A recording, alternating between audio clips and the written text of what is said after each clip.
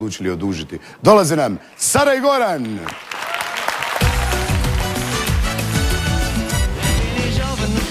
Iako su dobili najniže ocjene, Goran i Sara su se u prošloj emisiji sjajno zabavljali. Igrali smo se jako lijepo, uživali smo. Mislim da smo imali onak jako dobru vibru. Prošla emisija je apsolutno bila danak mojim obvezama. Tehnički nisam bio spreman do kraja.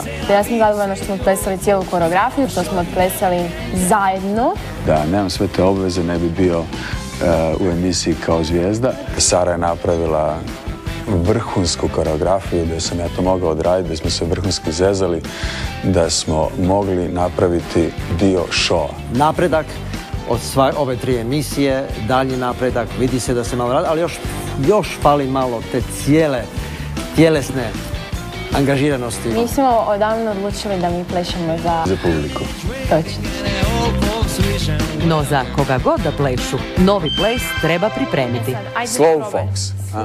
Šta je to? Sada nas očekuje Slowfox, koji među nama plesačima i inače glasi kao najteži ples. Zapravo sam uvjeren sam jer vidio sam da Sara može u brzom vremenu, koliko ja ostavim vremena da je treniramo, da može napraviti čuda sa mnom. To je gotova koreografija Sara. Aha.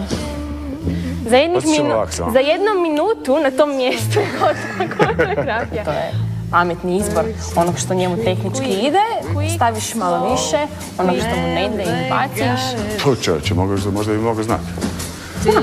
Da, nekako to sa raznim metodama, prisile, svim tehnikama uspijevam me zapravo privoliti, odnosno naučiti da dam sve od sebe zadnje od tome energije i sigurno sam da ćemo uspjeti sada.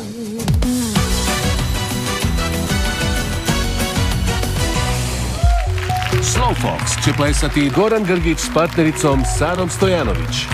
Izvolite, plesni pod je vaš.